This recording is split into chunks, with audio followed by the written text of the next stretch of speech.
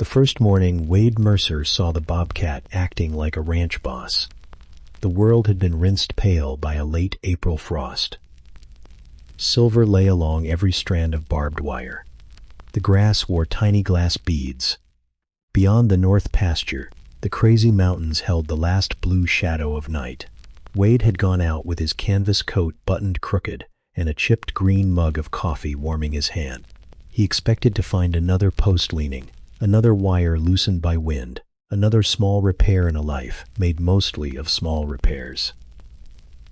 Instead, on top of the sagging fence near the cattle guard, a young bobcat stood with one torn ear tipped forward and her short tail twitching once, sharply, like a foreman displeased with the morning's work. She did not look at Wade first.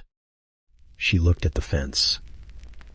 She placed one careful paw on the weathered cedar rail, lowered her head, and sniffed the latch where rust had bloomed orange around the hinge. Then she stepped down, padded 3 silent feet along the wire, paused at a bent staple, and stared at it with such grave attention that Wade, who had owned Calder Ridge Ranch for 31 years, felt suddenly as if he were the hired help. "Well," he said under his breath, "morning to you too." The bobcat's pale amber eyes flicked toward him. Not friendly, not frightened exactly. Measuring, she had a narrow face, winter-thinned cheek fur, a notch torn from her left ear, and a carefulness in every motion that told him she had survived by believing nothing until it proved itself twice. One foreleg seemed stiff when she turned. Her paws barely whispered in the frost. Wade did not move closer. He had learned that some things stayed only if a person did not reach for them. The ranch had been too quiet that spring. 3 years had passed since his wife, Elise, had stopped filling the kitchen with hymns half sung and biscuits left too long in the oven. 3 years since the second chair at the table had become a place to set mail. Wade still poured 2 cups of coffee some mornings. He was 62, with a habit of talking to fence posts more than people. Every morning he walked the line, because cattle respected a good boundary and grief did not. But that morning, the bobcat seemed to be the one judging the posts. She moved along the line with her nose low and her body held close to the earth. At one place, she pressed her cheek against a cedar post, leaving some invisible message Wade could not read. At another, she rose on her hind legs, hooked one paw on the lower wire, and peered through as if checking whether the calves had been keeping order. A meadowlark called from the ditch, bright and foolish, and she flattened her ears at the sound, offended by music before breakfast. That nearly made Wade smile. A magpie landed behind her and scolded like an old neighbor. The bobcat turned so slowly that the bird hopped twice away before flying off, and Wade whispered, "Smart bird." Then he took a sip from his mug and realized the coffee had gone cold. The bobcat reached the gate latch, sniffed it, and gave it a delicate tap with one paw. That small tap did something to him. It moved him because the latch was the one Elise had painted blue years ago, so Wade could find it in snowstorms. Most of the paint had worn off, but one stubborn strip of blue still clung near the hook. Elise used to tease him that he could fix a tractor blindfolded, but never remember which gate he had entered through. The bobcat tapped that latch again, then sat back as if waiting for Wade to explain why it had been allowed to rust. For the first time in weeks, laughter rose in him without asking permission. It came out rough and small, and the bobcat immediately crouched. Wade lifted one hand, palm down, a slow apology. "Easy," he murmured. "You rewrite. It needs work." She watched him for several breaths. Then she looked away first, which somehow felt like forgiveness. For anyone softened by an animal when life felt heavy, A gentle like or subscription would help this quiet story travel. The circle would also love to know where each listener was watching from, and the name of the animal that once marked their heart.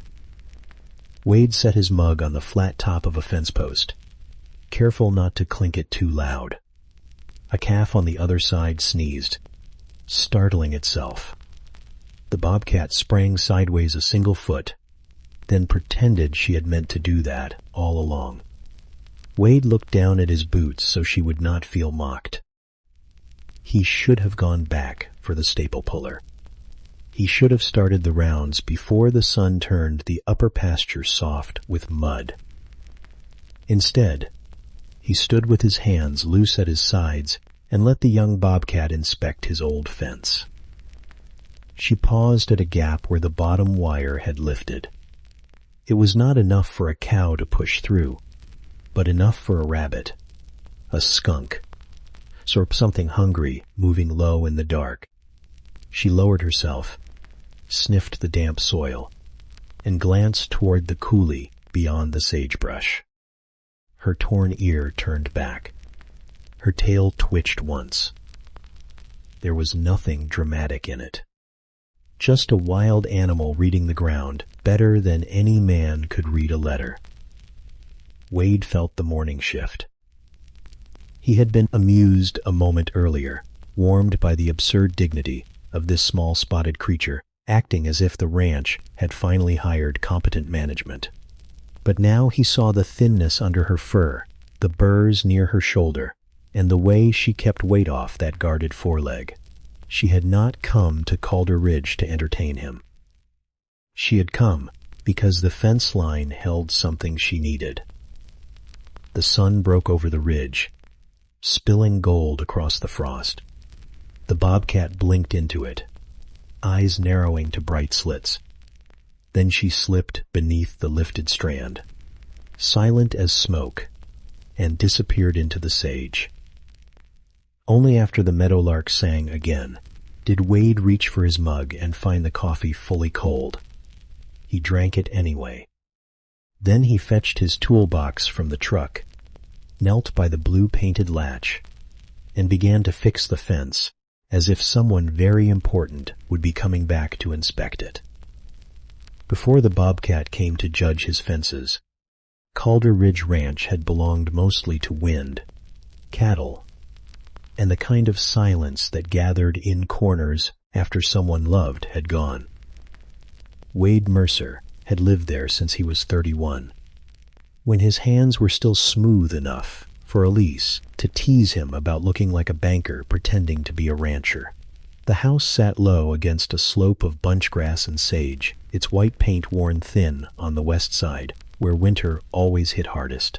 Behind it stood the red barn with one crooked door, the equipment shed that smelled of diesel and sun-baked dust, and cottonwoods that rattled their leaves like paper charms whenever the weather changed.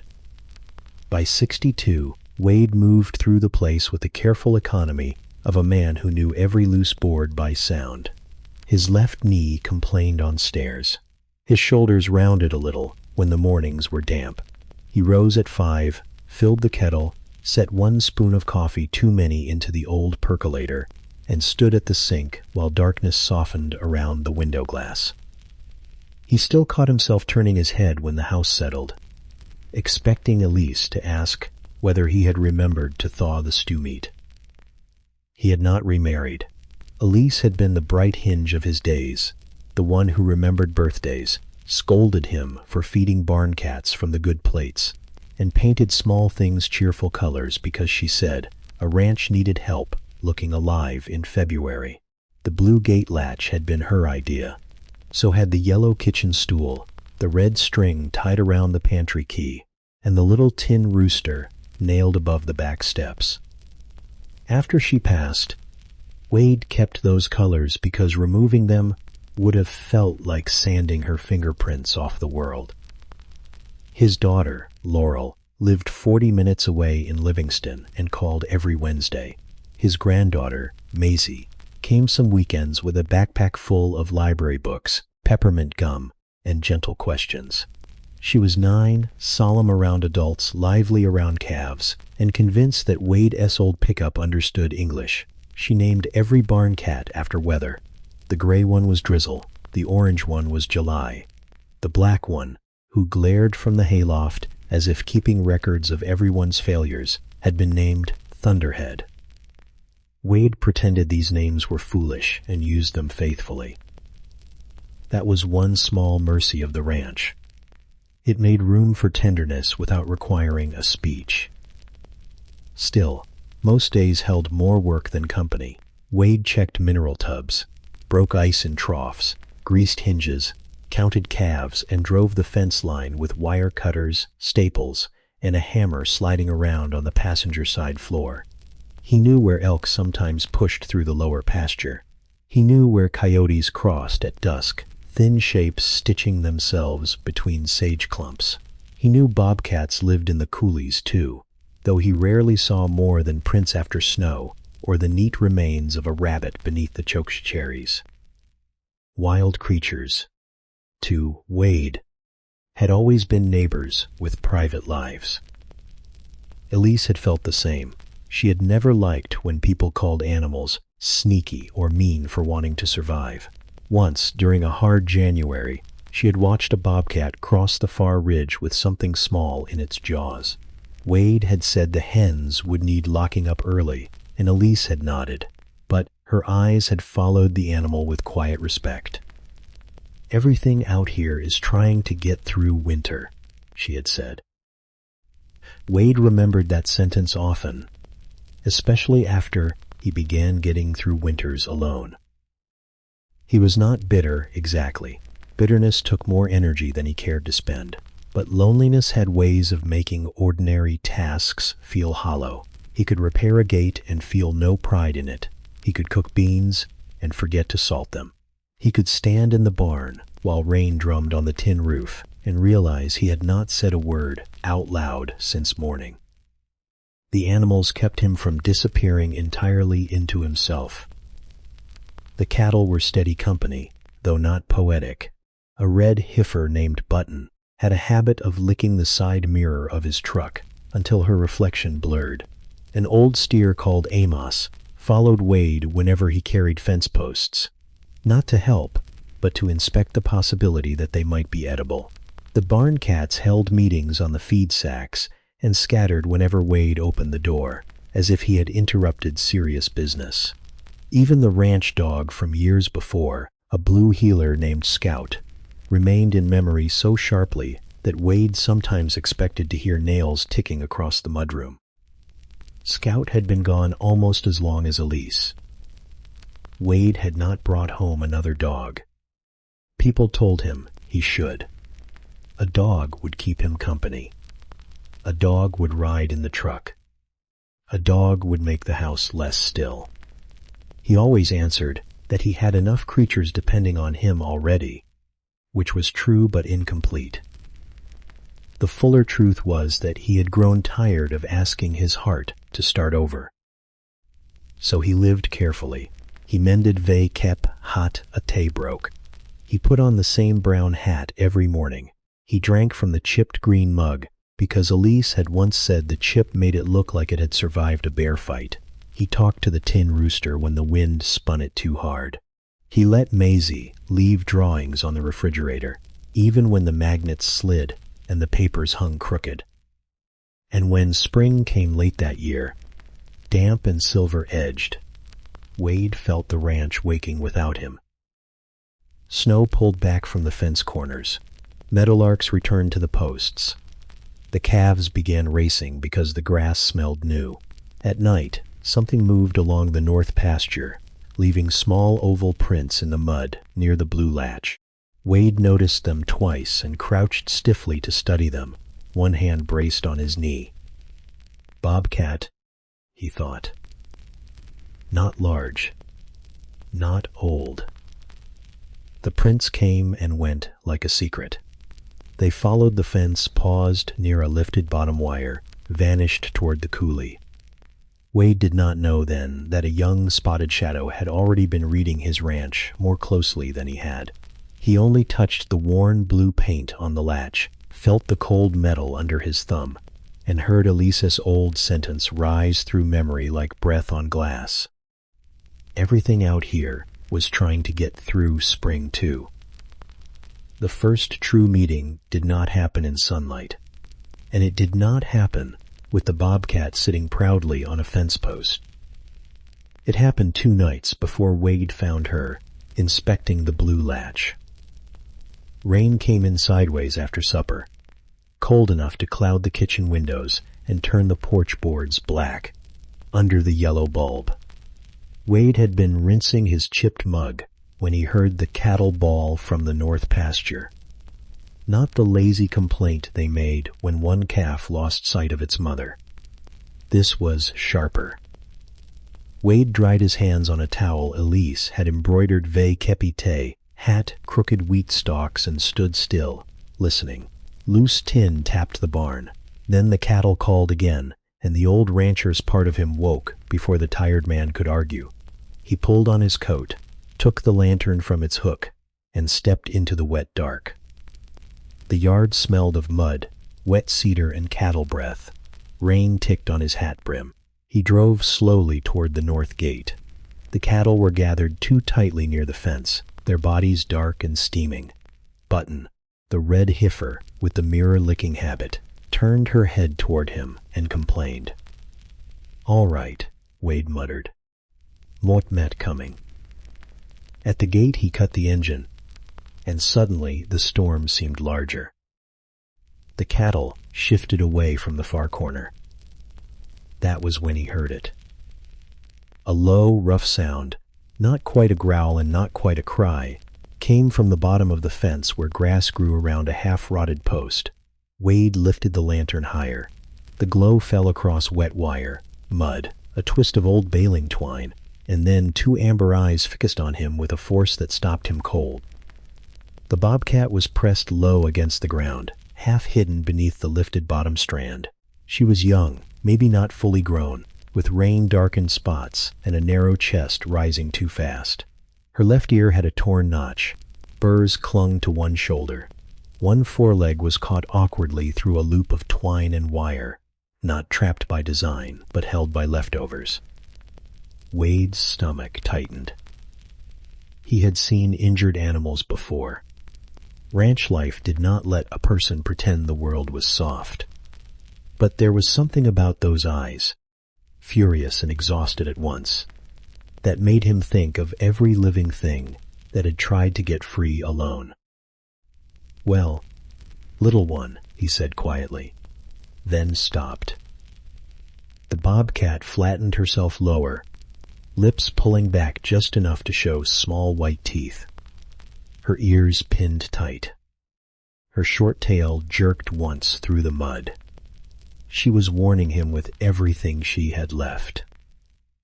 Wade took one slow step back. "All right," he whispered. "You don't need me close yet." The words surprised him. He had not meant to say yet. He returned to the truck, angling his body away from her. In the glove box he kept the number of Becca Voss, the rehabilitator outside Clyde Park, who had once collected an owl from his hayloft. He called her with wet fingers under his hat. "Bobcat," Wade told her when she answered. "Young. Tangled at my north fence. Breathing fast. Still plenty mad." "Good," Becca said. "Mad means she's got some fight. Don't touch her. Keep cattle back if you can. Mort met on my way." Wade almost smiled. Becca always sounded as if instructions were fence staples, meant to be hammered in clean.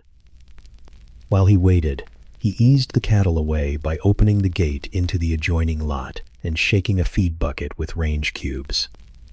Amos the old steer came first because he believed every bucket contained destiny.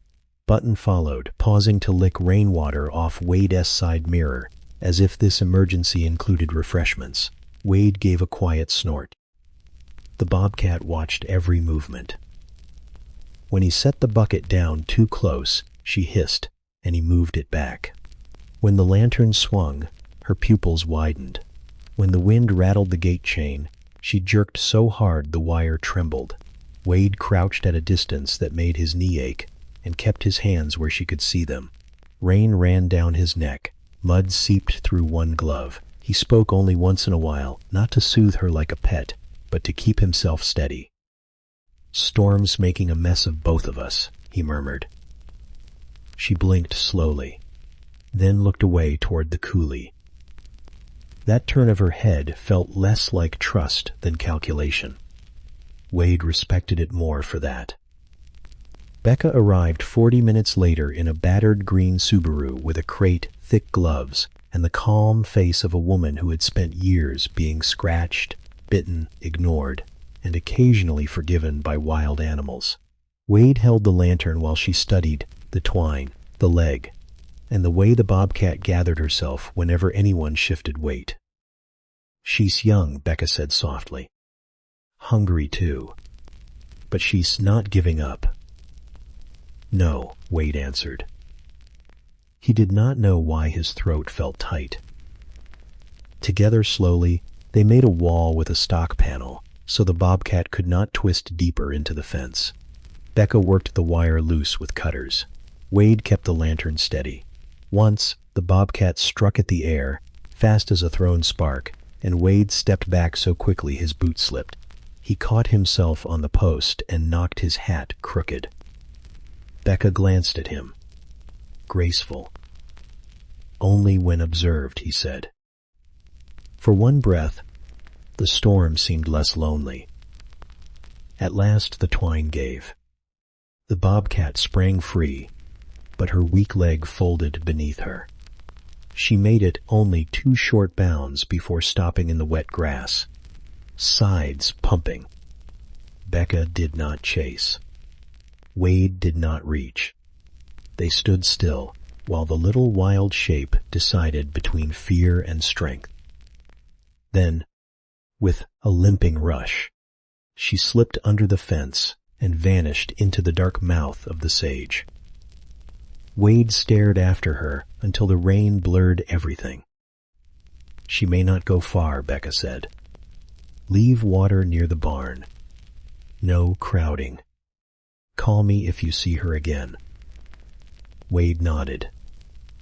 When he drove back to the house, the embroidered towel still lay by the sink, and his coffee mug waited upside down in the dish rack.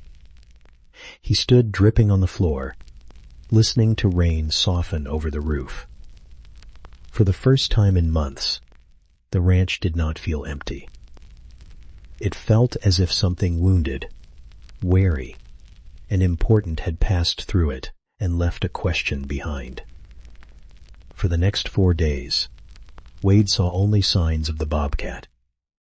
A muddy print appeared beside the water pan he had placed near the barn, in the shade of the cottonwood, where a wild animal could drink and still see every way out. A tuft of rain-dried fur clung to the bottom wire by the north gate. Once, at dusk, Thunderhead the black barn cat sat on the feed bin, with his tail puffed wide, staring toward the hay meadow as if he had witnessed a tax collector with whiskers. Wade did what Becca Voss told him. He kept distance. He left no scraps that would teach the young bobcat to trust houses too much. He set water where she could find it, then walked away. He mended the worst of the broken wire, so she would not be caught again, though he left the lifted place low enough for her to pass beneath if she chose. There was a difference, Becca had reminded him, between helping and claiming. Wade knew that difference in his bones. Still, every morning he checked the damp earth around the pan before he checked the cattle. On the 5th morning, he found the bobcat beneath the old hay rake. She was tucked in the weeds behind its rusted wheel, spotted coat blending into last year's grass.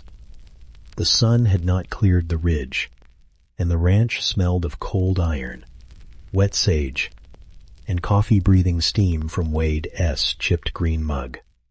He had almost walked past when one torn ear shifted. He stopped. The bobcat froze. 3 feet separated her from the water pan. Her foreleg was still stiff, held close when she crouched, but her eyes were bright. A burr had fallen from her shoulder.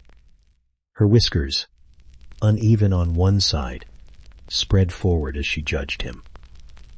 Wade lowered the mug slowly to the ground. "Didn't mean to crowd you," he said. She did not blink. He took 2 steps back, then 3. Only when his heel touched the barn threshold did the Bobcat move. She slid from under the rake, belly low, one paw placed so carefully that not a blade of grass snapped. She drank without taking her eyes off him. Her tongue flicked quick and pink against the water. Then she lifted her head, a drop clinging to her chin, and made a small, offended sneeze when a gnat touched her nose. Wade looked at the barn wall to hide his smile. That became the rule of the week. 3 feet of respect, then 6, then 10. If Wade found her near the pan, he backed away first. If she found him by the fence, she vanished before he could speak. If Thunderhead crossed the yard, the Bobcat watched him, with the solemn attention of a judge, hearing a poor argument. Thunderhead pretended to be interested in dust. Becca came by on the 8th day, with binoculars and a notebook. She watched from Wade's truck while the Bobcat appeared near the north pasture and tested the air with her mouth slightly open, tasting scent when the world held news. "She's moving better," Becca whispered. "Still favoring that leg, but she's hunting some." "How can you tell?" Becca pointed toward a flat stone by the chokecherry brush. "Feathers." And she's grooming again. "See the clean fur along her side?" Wade saw only sunlight and shadow until the Bobcat turned. Then he saw the narrow pink line above one shoulder where fur had parted. Not fresh. Not terrible. Just a reminder that survival left handwriting. "She needs a name?" he asked, surprising himself. Becca gave him a sidelong look. "Mort mean for our purposes," Wade added. "For the notebook." Of course. He kept watching the torn ear, the slim face, the way she sat vacépité had her paws close together.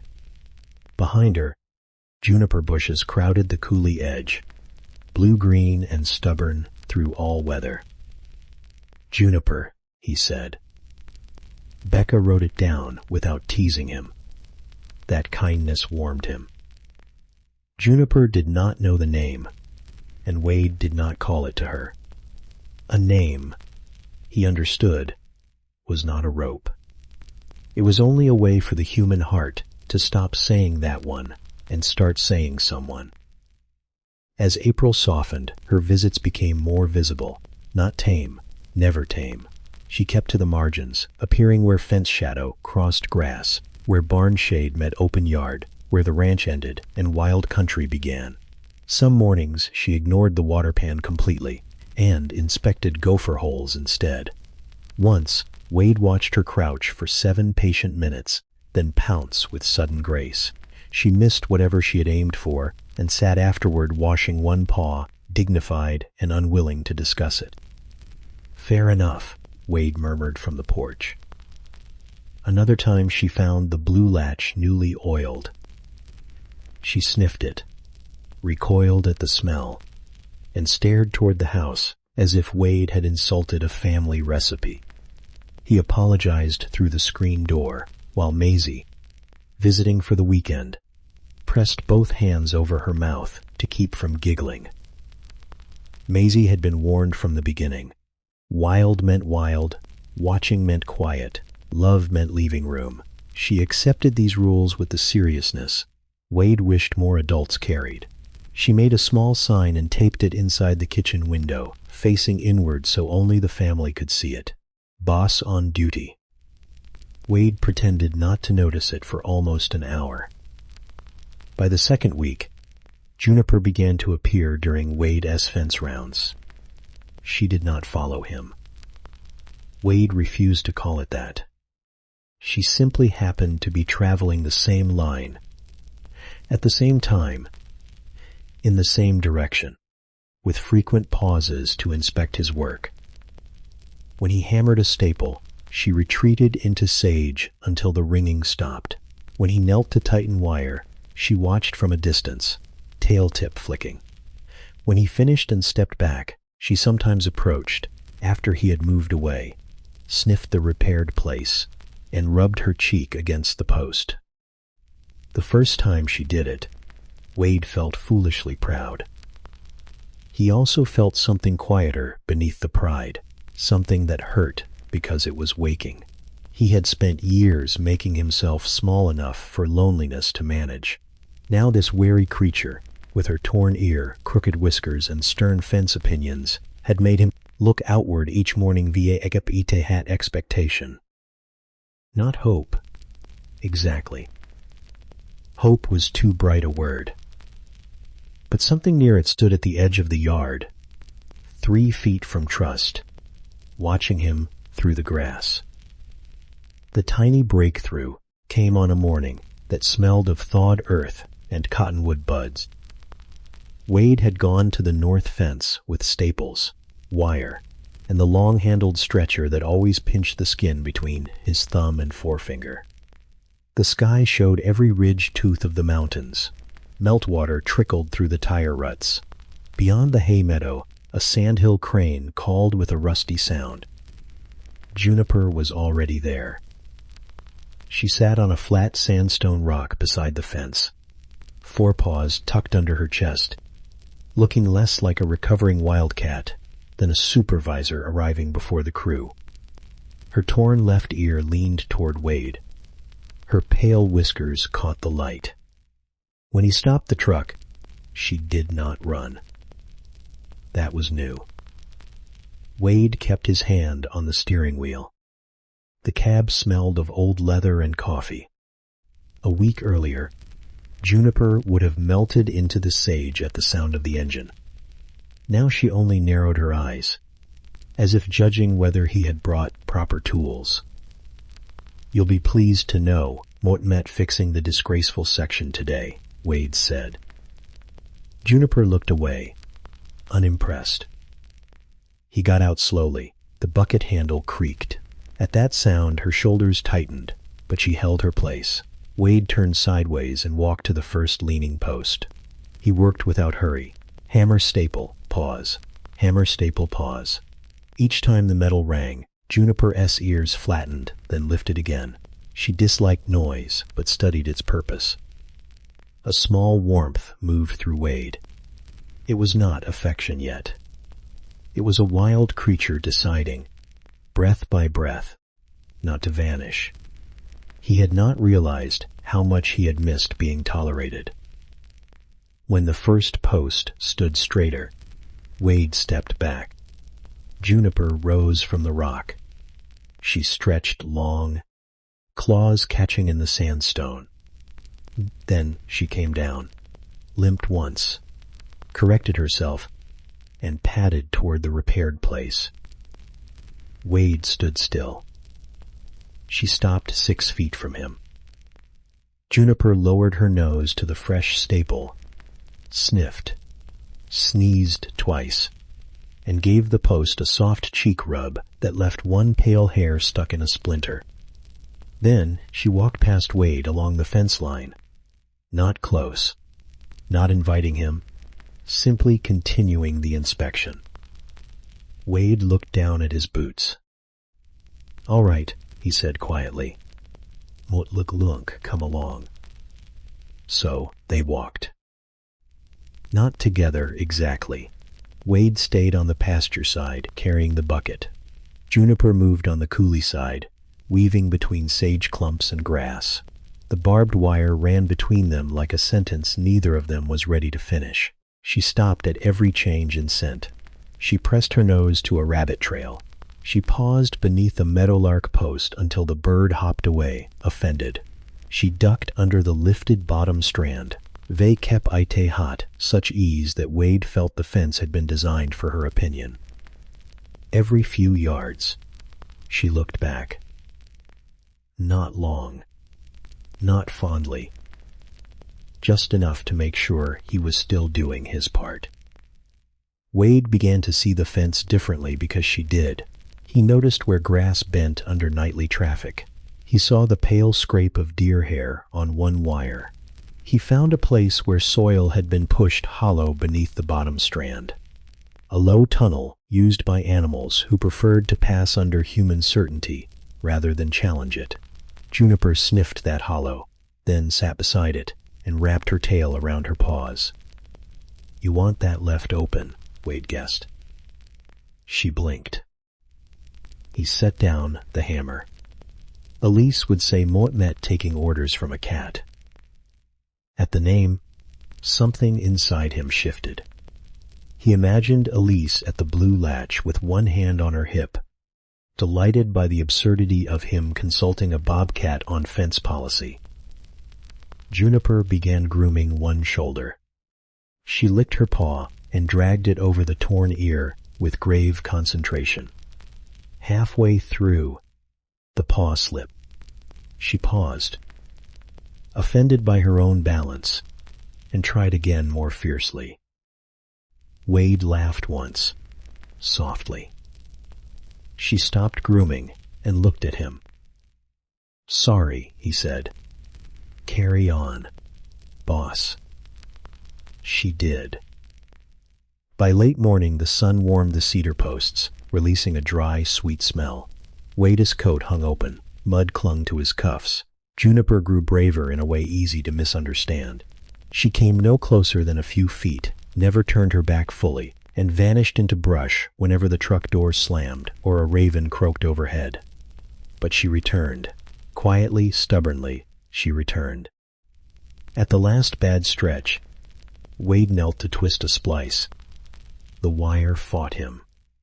His thumb slipped. He hissed and shook his hand. Juniper froze.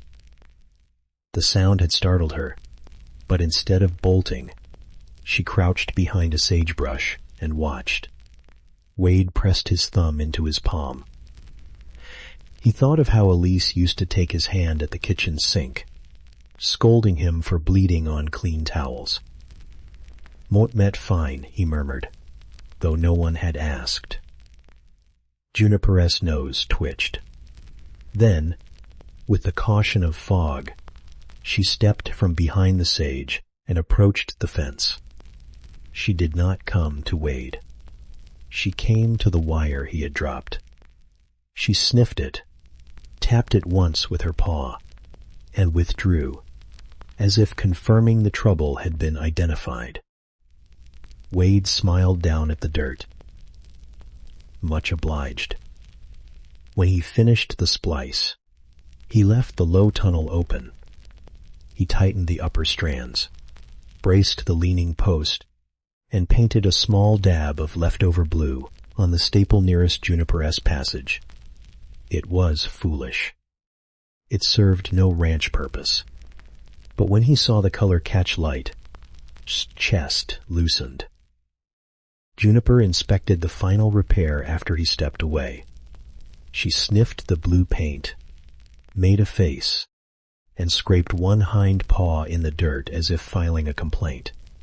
Then she crossed beneath the fence through the little hollow, paused on Wade's side, and looked up at him from the grass. It was the closest she had ever stood. He did not move. He barely breathed. A breeze passed through the wire, making it hum faintly. Juniper's torn ear flicked. Her amber eyes held his, bright and unreadable. Then she turned, slipped back under the fence, and trotted toward the junipers with her limp almost gone. Wade remained by the repaired post long after she disappeared. The ranch stretched around him, but something had changed in the line between wild and home. For the first time, Juniper had let him walk the fence with her. Or maybe, Wade thought, she had allowed him to walk hers. By May, Calder Ridge Ranch had learned to make room for Juniper without admitting it out loud. Wade still rose before the sun, but he no longer moved through the kitchen, as if the house were holding its breath. He filled the percolator, set his chipped green mug beside the stove, and opened the back door while the coffee thickened and sighed. Cool air came in, smelling of damp hay, sagebrush, and cattle near the trough.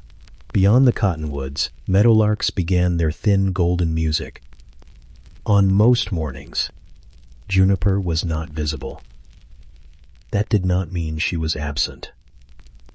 Wade found her signs the way some men read weather: a faint print beside the barn, a pale hair caught on the blue-painted staple, disturbed dust beneath the low place in the fence.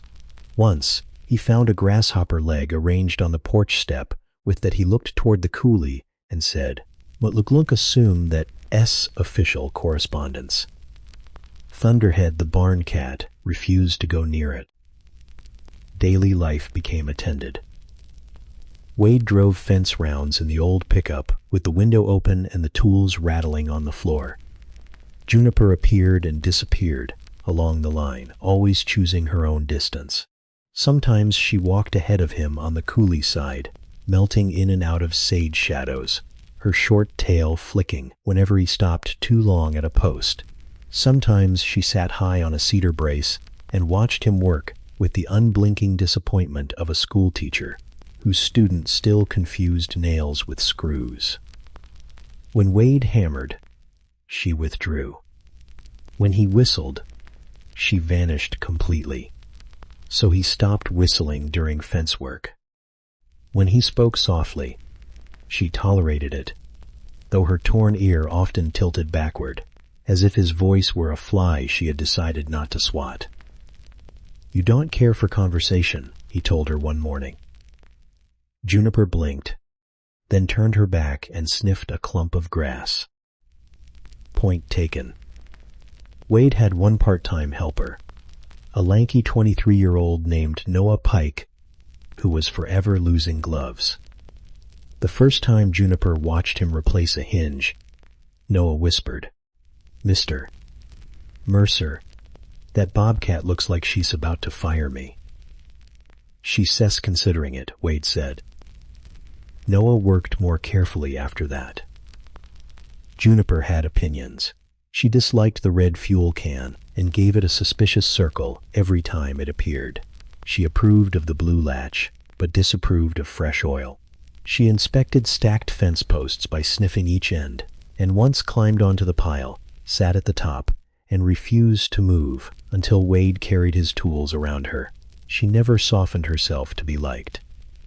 She needed simple things, and only on her own terms: water near shade, a passage beneath the fence, quiet when she was near, and repairs that prevented harm without closing the wild road she used. Maisie noticed this before Wade did. On Saturdays, Laurel dropped her at the ranch after breakfast, and Maisie arrived with untied boots, a notebook, and peppermint gum tucked in her cheek. She was under strict rules: no approaching, no calling, no feeding. Maisie accepted all of it, then invented silent hand signs. 2 fingers lowered meant Bobcat near. 1 palm held flat meant everyone stay calm. Wade pretended they were unnecessary. Then he used them. One afternoon, Maisie was helping him carry short pieces of wire when Juniper emerged from the grass ahead of them. Maisie stopped so quickly, 1 coil slid from her arms and landed around her boots. Juniper looked at the wire, then at Maisie, as if wondering whether the child had trapped herself for educational purposes. Wade had to turn away. Maisie whispered, "She thinks Met bad at ranching." "She thinks that about most of us," Wade said. The child grinned without showing teeth, because she had decided large smiles might look like a threat. That careful kindness made Wade's chest ache in a sweet, difficult way. He had spent the years after Elise's passing trying not to become a burden. He told Laurel he was fine, because fine was easier to carry than lonely. He kept Maisie laughing, because a grandfather should be a warm place, not a sad one. But Juniper stood outside all those polite arrangements. She did not need him cheerful. She needed him patient and honest in his movements.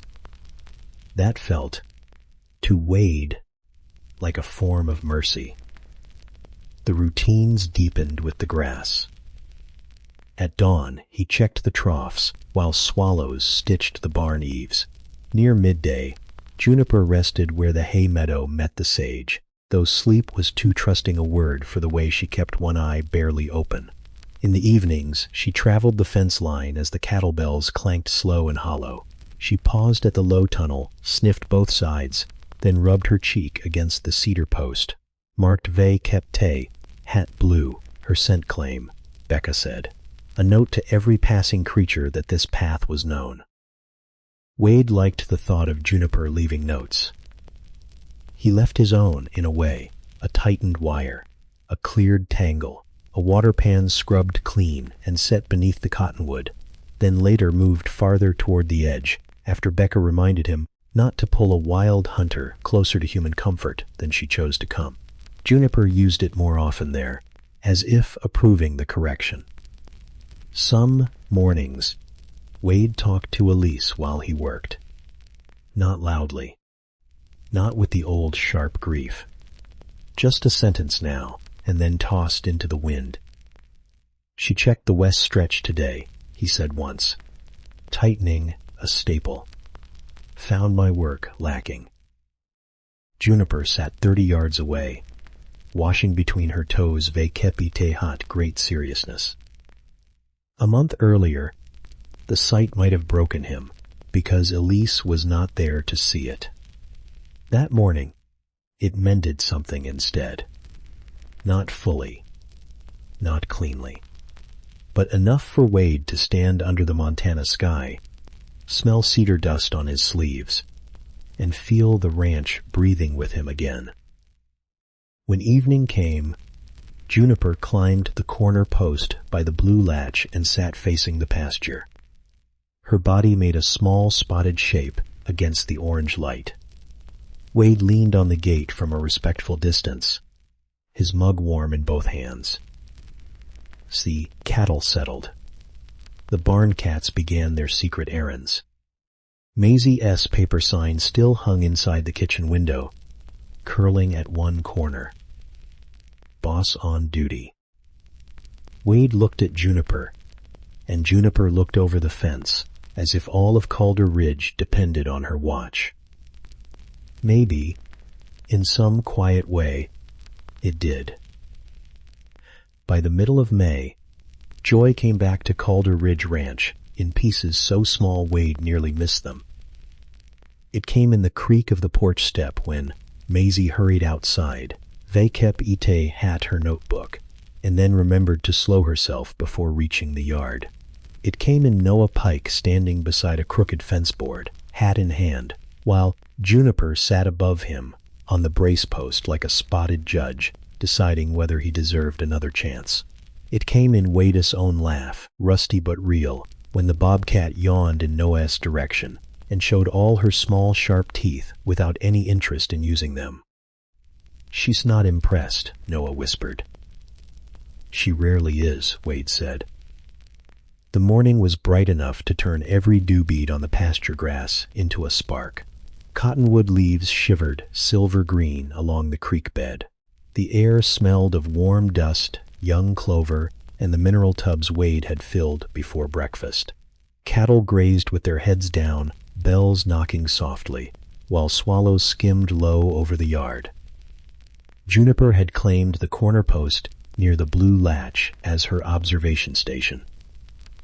She climbed it with a little stiff hitch in her foreleg, then folded herself neatly on top, forepaws hanging over the edge. Her torn ear made her look permanently skeptical. Her short tail twitched whenever the men made an error, or whenever she believed they had. If a hammer dropped, she vanished into the grass. If the men worked quietly, she stayed, eyes narrowed to amber slits. Noah began bringing 2 pairs of gloves, because he said the ranch had management now, and he wanted to look prepared. One morning he set both pairs on the truck hood while he unloaded posts. Juniper waited until his back turned, leapt to the tire, climbed to the hood, sniffed all 4 gloves, and gently pushed one off. Bobcat had a single paw. Then she sprang down and disappeared beneath the truck. Noah stared at the fallen glove. Wade sipped from his chipped mug. Performance review. Maisie wrote that down with grave importance. The child had started keeping Bobcat she called the boss book. It was not for touching Juniper or pretending the Bobcat belonged to them. Wade had been clear about that. It was a record of appearances, weather, fence repairs, and behaviors Becca had told her were useful to notice. Maisie took this duty seriously, though she decorated the margins with tiny drawings of fence posts, wearing hats. Juniper once stepped on a page left open on the porch rail. Her muddy paw print landed beside the words, "Inspected Westgate." Maisie preserved it like a royal signature. "She approved my handwriting," Maisie whispered. "Don't get overconfident," Wade said. "She may revise you tomorrow." Those were the light moments that began to gather around them, not loud enough to disturb anything, but enough to warm the day. Juniper remained wild in every way that mattered. She hunted at dusk, melted into sage when visitors came, and kept the barn cats under such cold observation that even Thunderhead chose alternate routes. She disliked closed doors. She disliked engines starting too fast. She disliked Wade's attempt to replace the old blue latch with a newer one from the hardware store. That had been a mistake. He had held the shiny new latch in one hand and the old painted one in the other, thinking practical thoughts about rust and strength. Juniper had approached after he stepped away, sniffed the new metal, sneezed, then turned her back with such complete disapproval that Wade put the old latch back on and tightened it instead. Maisie had pressed her lips together. "Not one word," Wade told her. "Mort didn't say anything. You thought loudly." She smiled at her boots. Wade found himself doing things for the pleasure of imagining Juniper's opinion. He straightened the leaning brace near the creek because he knew she preferred high places steady. He trimmed loose baling twine from posts because the sight of her trapped in the rain still lived under his ribs. He kept the low tunnel open and clean. He painted another tiny mark of blue on a back pasture staple, not because the fence needed it, but because the first mark had become a secret he liked sharing with no one. Sometimes he wondered whether this was how healing worked when it did not announce itself, not as a door opening wide, not as a single morning when grief lifted, more like noticing, while tightening wire, that the silence beside him no longer felt empty. It had Juniper's rustle in it, Maisie's pencil scratching, Noah's careful footsteps, Elise's colors still holding in small places. He missed his wife no less. But the missing had begun to sit differently. One late afternoon, Wade carried a bucket of staples along the fence while the sun lowered behind the ridge. Juniper shadowed him from the other side, slipping between clumps of sage. A grasshopper sprang in front of her, and she pounced with solemn precision, missed again, and immediately looked at Wade as if he had caused the failure. Wade raised Bobcat hot hands. Moat was nowhere near it. She flicked her tail and walked on. At the next post, Noah had left a board leaning slightly outward.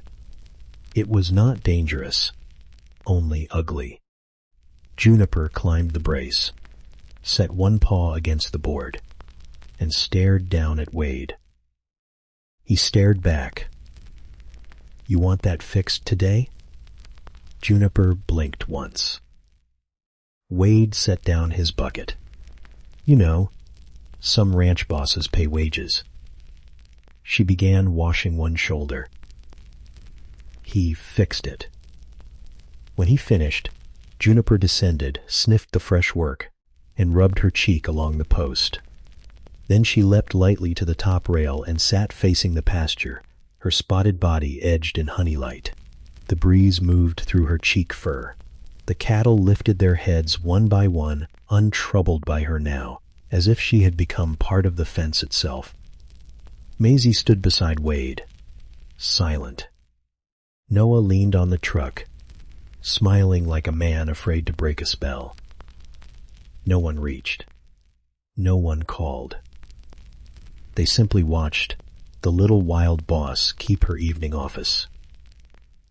And Wade, who had once believed joy would have to return loudly to be real, learned that sometimes it came quietly, on padded feet, inspecting the old fence as if love itself depended on every post holding steady. The warning signs began so gently that Wade almost mistook them for another of Juniper's opinions. Late May brought heat that made the barn boards smell of dust and old sun. Snow still shone in the high cuts of the mountains, but down at Calder Ridge, the grass had thickened around the fence posts, and the creek ran brown and quick under the cottonwoods. Flies worried the cattle. Meadowlarks sang from the wire, until even their bright notes sounded drowsy. Juniper changed before the weather did. She stopped sitting long on the corner post by the blue latch. She still climbed it at dawn, still looked over the north pasture with that stern tilt of her torn ear, but she no longer folded her paws and settled. Instead, she stood, sniffed, stepped down, and paced the fence line with her shoulders low. Her short tail flicked harder than usual. At the damaged stretch near the coulee, where elk had bowed the middle wire during winter, she stopped, tasted the air with her mouth slightly open, and refused to cross. Wade noticed on the third morning. "You don't like that place," he said. Juniper did not look at him. She stared toward the brush below the slope, ears turning separately, one toward the creek and one toward the pasture, as if the land had begun whispering from two directions. The air held a sour, wet smell Wade could not place. He checked the fence twice and found nothing dramatic. One post had loosened in the thaw. A tuft of elk hair clung to a barb. The bottom strand sagged where animals passed under it. He tightened what he could and marked the post with blue paint so he would remember to bring brace wire the next day. Juniper watched from the sage, then turned away without rubbing her cheek against it. That stung more than Wade wanted to admit. By then, her approval had become a quiet habit he had not intended to need. He knew better than to make a wild animal responsible for a human heart. Yet, the mornings had taught him to listen for her soft movement in the grass. When she withheld her strange little inspection, the fence seemed unfinished. Maisie saw it too that weekend. She arrived with new pencils for the boss book, and Thunderhead followed her to the porch rail as if he had been appointed secretary. Maisie whispered, "Not everything is a meeting about you," and the old black cat blinked, insulted but staying. They found Juniper near the north stretch at noon. Heat shimmered above the grass. The sage gave off its sharp, dusty scent. Juniper crouched beneath a wild rose thicket, nearly invisible except for the torn ear and the pale edge of one cheek. She was watching the coulee. Maisie lifted 2 fingers low, the silent sign for Bobcat near. "Must see her," Wade whispered. "She's worried," Maisie breathed. Wade did not answer, because the child had named what he had been avoiding. Juniper rose suddenly. She moved to the low tunnel beneath the fence, sniffed the ground, then backed away. Her whiskers pushed forward. Her forepaw lifted and held in the air. She gave a soft chuff, not loud enough to be a call, not sharp enough to be a threat, but clearly meant for no human to understand. A grasshopper landed on Wade's boot, and he stayed still until it sprang away. Beside him, Maisie's pencil hovered over the boss book without touching paper. Noah, who had come up carrying wire cutters, stopped before the tools could clink. "Well," Noah whispered, "management says no." Wade raised one hand gently, and Noah fell quiet. They backed away together. That evening, Wade called Becca Voss. She came the next morning, parking far from the north pasture and walking in Vakep Ite hot binoculars hanging against her vest. She crouched beside the fence and studied the ground longer than Wade expected. "Something using this stretch hard," she said. "Coyote? Maybe. Could be a stray dog passing through. Could be a larger tom bobcat moving along the coulee. Could be nothing we can see from one morning." Wade hated answers that were honest enough to be unhelpful. Becca pointed to a faint scrape beneath the wire. "Juniper's reading more than we are. She may be avoiding scent. She may be protecting a hunting route. She may simply not like the change. She used to cross here." "Moat no." The words settled between them. Juniper appeared while they spoke, then vanished before Becca could lift the binoculars. Only the grass moving in a thin line betrayed her path. Wade felt an old fear rise, the fear of a man who had once watched illness enter his house by inches and could not repair it with any tool he owned. He looked at the blue paint drying on the marked post. "All my life," he said softly, "Moat V trusted a good fence to tell me where the trouble is." Becca's voice gentled. "Wild things don't always show trouble at the fence." That afternoon, Wade worked anyway. It was the only language his hands knew.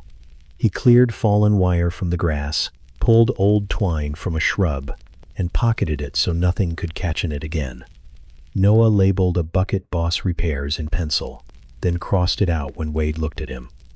Maisie drew Juniper with a tiny hard hat in the boss book and hid the page behind her arm.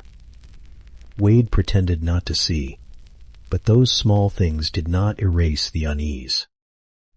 At dusk, Juniper returned to the blue latch. For a moment, Wade thought the day might settle back into its old rhythm. She climbed halfway up the post, stopped, and looked toward the north stretch. The wind shifted, bringing the smell of damp brush and something musky from the coulee. Her body lowered, her torn ear flattened. Then she stepped down without inspecting the latch. Wade stood by the porch with his mug cooling between his hands. The cattle were quiet. The sky had turned the soft, bruised purple that came before rain. In the kitchen window, Maisie's sign had curled further at the corner, but the words still showed. Boss on duty. Juniper slipped into the grass before full dark, moving not like a supervisor now, but like a wild creature carrying news no human had yet learned how to hear. Wade watched until the fence line disappeared. For the first time since she had come, he wished she would stay where he could see her. The storm arrived after midnight with a sound like gravel thrown against the windows. Wade woke before the first thunder finished rolling over the ridge. For a moment he lay still in the dark bedroom, listening to rain strike the roof, gutter, porch rail, and old cottonwood leaves in 1,000 separate taps. Then wind hit the house hard enough to make the kitchen door complain on its hinges, and he sat up with Elise's old quilt sliding to his waist. The north fence came to him first. Not the cattle. Not the barn roof. The fence.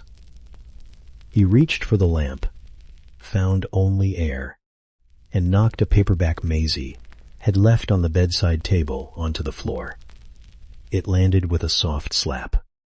Wade muttered, put his feet into cold slippers, and stood while lightning filled the room, blue-white.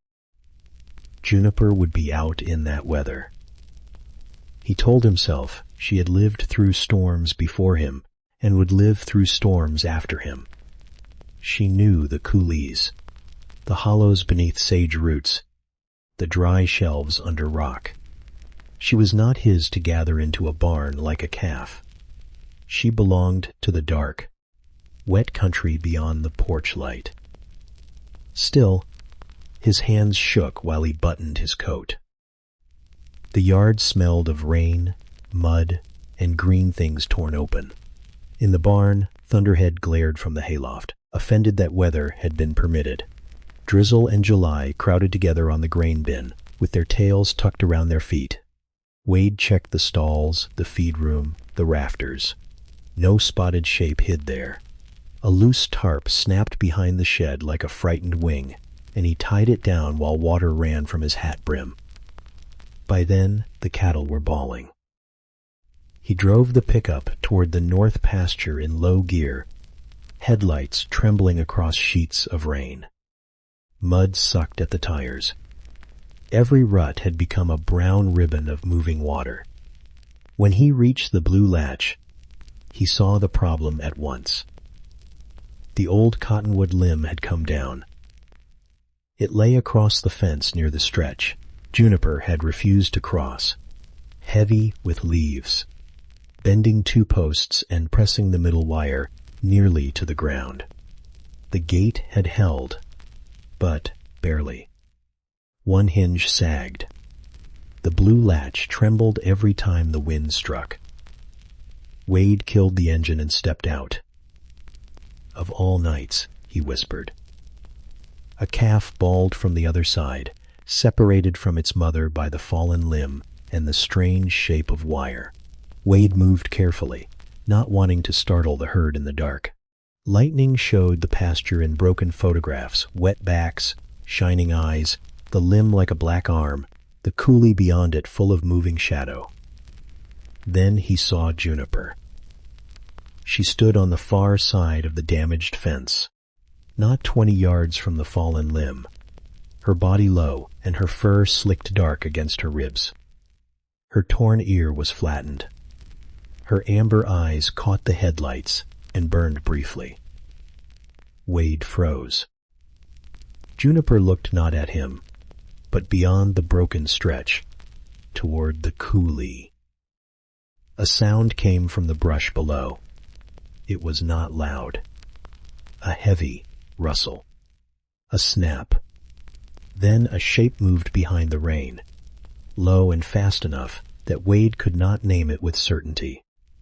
Juniper arched, tail stiff, whiskers thrust forward. She made a sharp spitting cry that cut through the storm and vanished. Juniper, Wade breathed, though he knew better. She glanced at him. Only once. There was no softness in the look, no ranch boss humor, no inspection, no offended sneeze at oil or paint. It was wild calculation, fear, and decision all at once. Then she sprang over the sagging wire, with more strength than Wade had seen in weeks, and disappeared toward the coulee, following or fleeing the unseen movement in the rain. Wade took 2 steps after her before sense caught him by the collar. The ground beyond the fence dropped steep and slick. In darkness and storm, a man with a bad knee would become one more problem for others to solve. He stood in the hammering rain, breathing hard, hating the boundary that kept him safe. "Don't," he said into the black brush. "Don't go far." The storm answered. He worked until his shoulders burned. There was no fixing the fence properly in that weather, only making it less dangerous. He freed the frightened calf by opening the smaller service gate and guiding it through with patient pressure and a bucket of cubes. Even soaked and trembling, the calf tried to nudge the bucket from his hand, and Wade gave a breathless laugh because life, stubborn thing, still wanted supper. He dragged loose wire away from the ground. He tied a strip of blue cloth from his handkerchief to the sagging hinge so he could see it in the dark. He propped the fallen limb enough to relieve the worst strain, then set orange cones. Noah had left in the truck along the muddy approach. One cone blew over immediately. Wade set it upright again, pointed at it, and said, "Try showing some spine." There was no one to hear him but rain. By 3 in the morning, the storm passed east, muttering beyond the mountains. Wade drove back slowly, soaked through, mud on his cuffs, one glove missing. He half expected to find the glove on the porch later, carried there by Juniper as a criticism. That thought hurt before it finished forming. He left the barn door cracked, though Becca had told him not to invite dependents. He did not leave food. He only set clean water beneath the cottonwood at the far edge, then stepped away. At dawn, the ranch looked washed and bruised. Water dripped from every fence wire. The pasture held the sour smell of churned mud, broken leaves, and frightened cattle. Wade walked to the blue latch with his mug untouched in the truck. Juniper was not on the corner post. No small spotted shape watched the pasture. No torn ear tipped toward his footsteps. No fresh cheek rub marked the cedar. Only muddy paw prints crossed the ground near the damaged fence.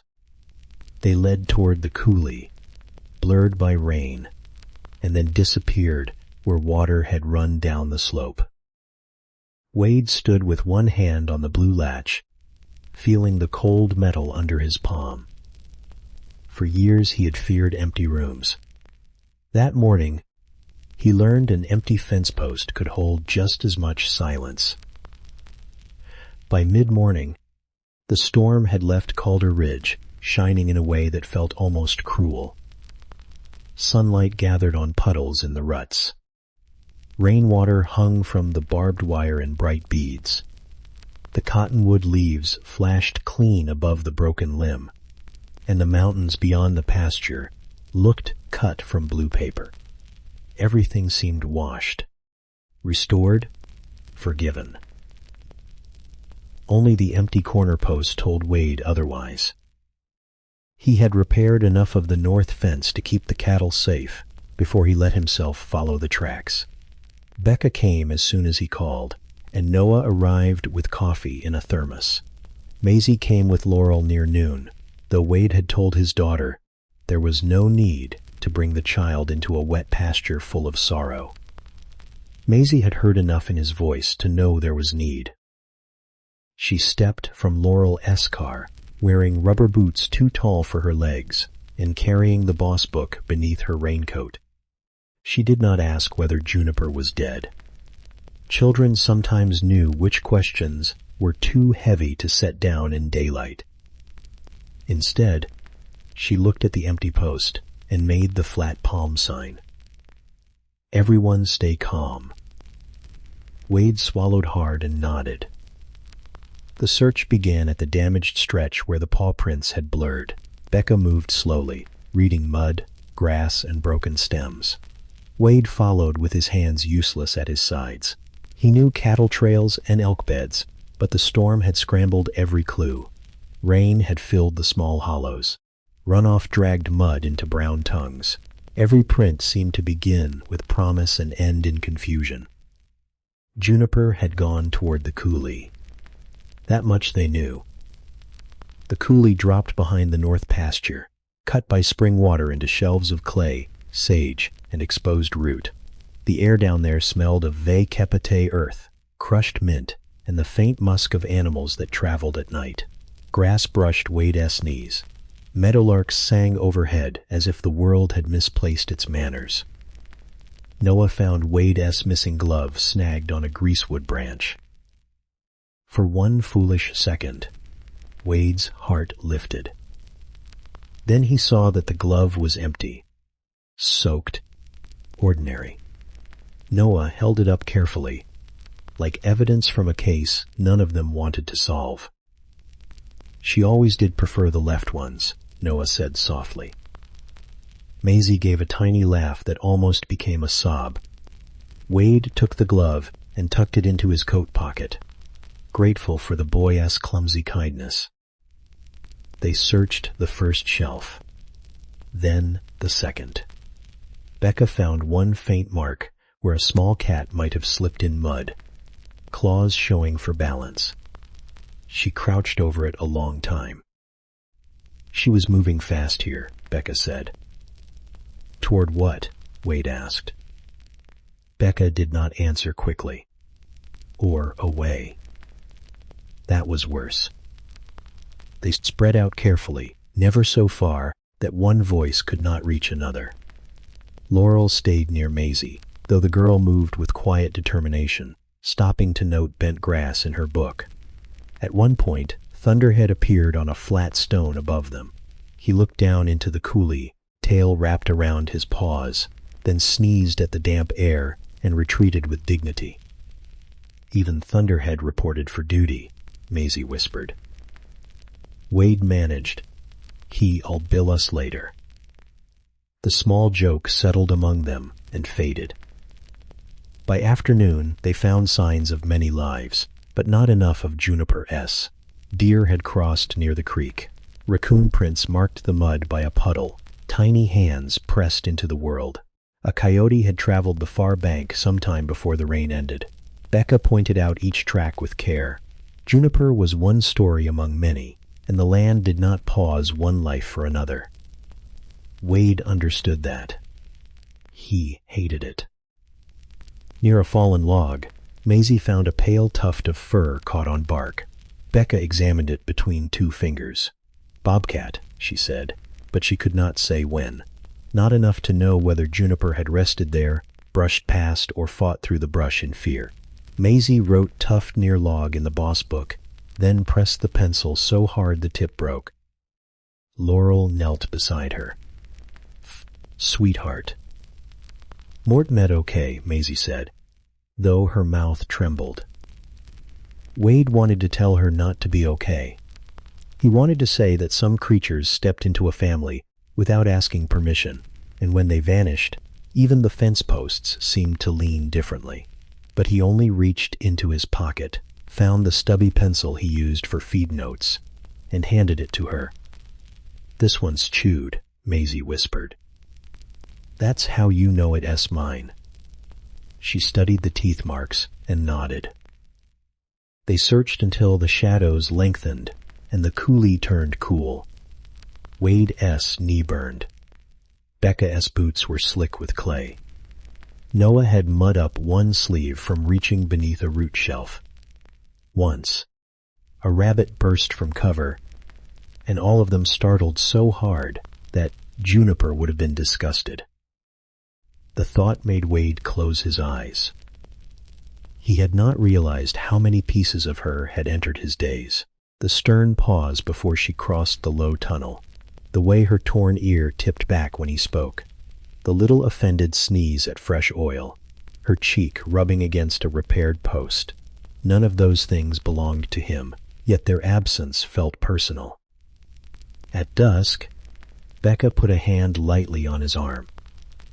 We should stop for tonight. Wade looked toward the deeper draw, where cottonwood roots twisted into shadow. She could be down there. She could, Becca said. And if she is alive, noise and lamps may push her farther. Let the night settle. We look again at first light. First light sounded like mercy and punishment at once. Back at the ranch, Maisie taped a new page in the kitchen window beneath the curled boss on duty sign. It showed the north fence, the blue latch, and a small empty post. Under it she wrote, Boss missing. Quiet, please. No one corrected her. Wade stood outside after everyone left, holding his cold mug and staring toward the coulee. The water pan remained beneath the cottonwood, untouched. The blue latch clicked softly in the evening wind. He listened until full dark. No rustle came from the sage. No amber eyes appeared beside the fence. No small wild inspector returned to tell him what he had failed to fix. Only the old ranch breathed around him, and for the first time since Juniper had chosen Calder Ridge, Wade was afraid the silence had learned her shape. Juniper returned on the second evening, when the light had thinned to copper and the ranch smelled of wet cedar warming after rain. Wade had spent the day moving like a man twice his age. He and Noah had braced the damaged posts, cut the fallen cottonwood limb into rounds, and stretched new wire across the north section while Becca searched the coulee again, from a distance that would not drive a hidden animal deeper. Maisie had gone back to school in Livingston that morning, with mud still on her boots and worry folded into every glance.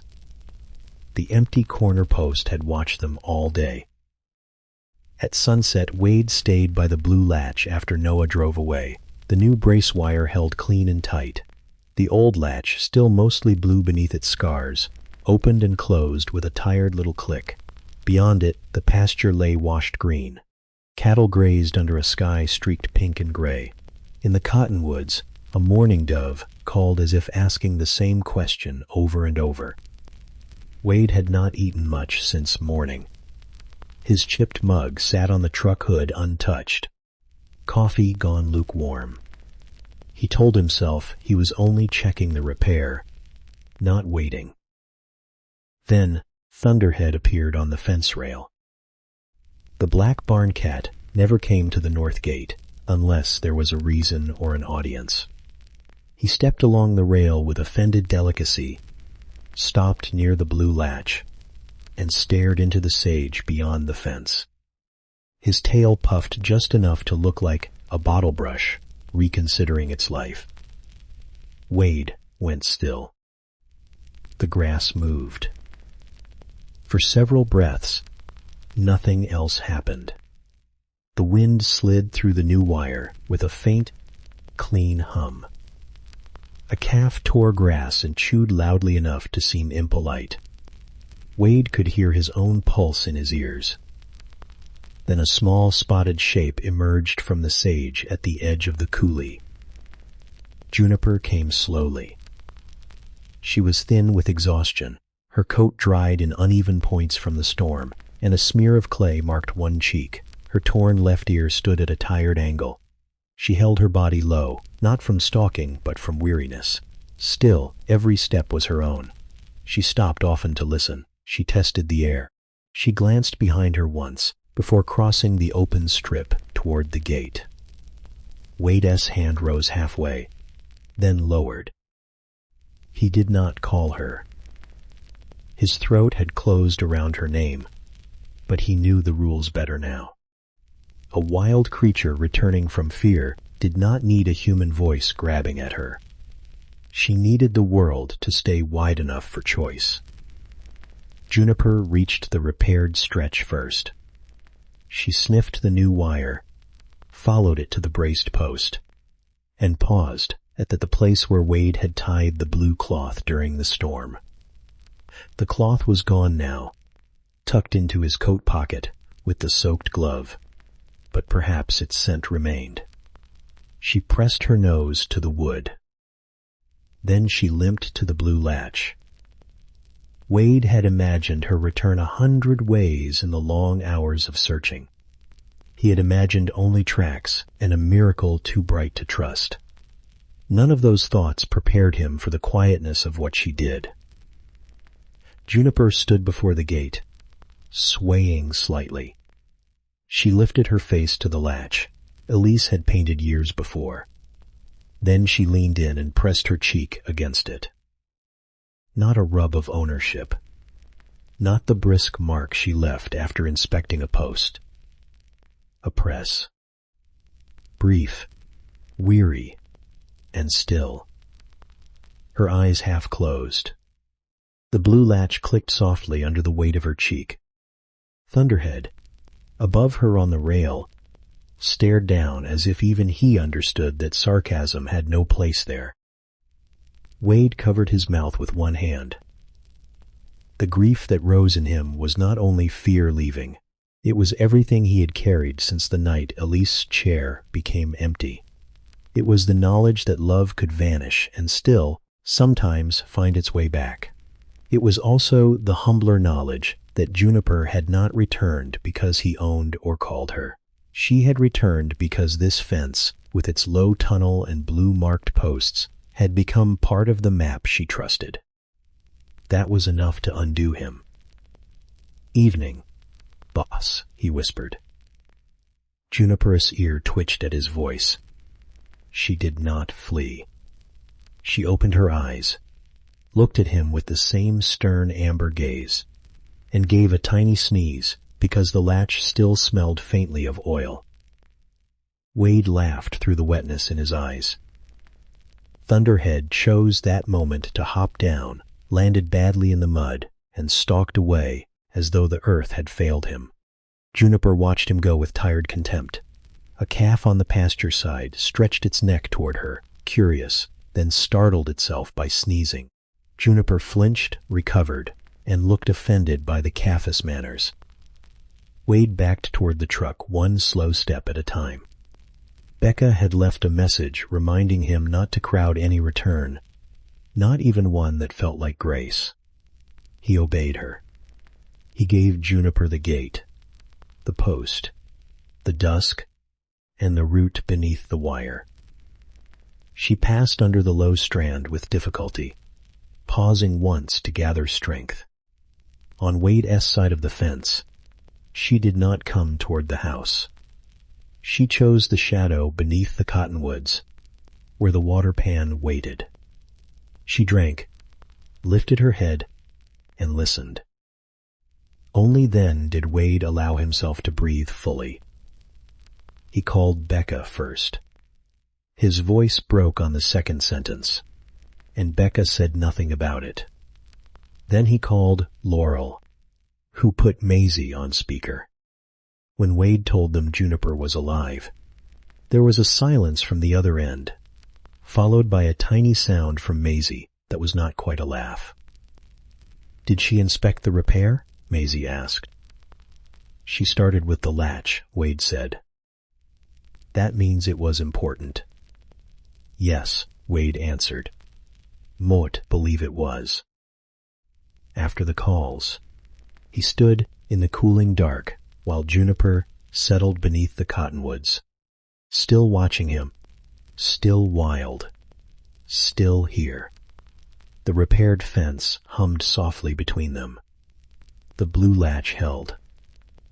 And Wade understood, with a tenderness too large for words, that some returns did not run into waiting arms.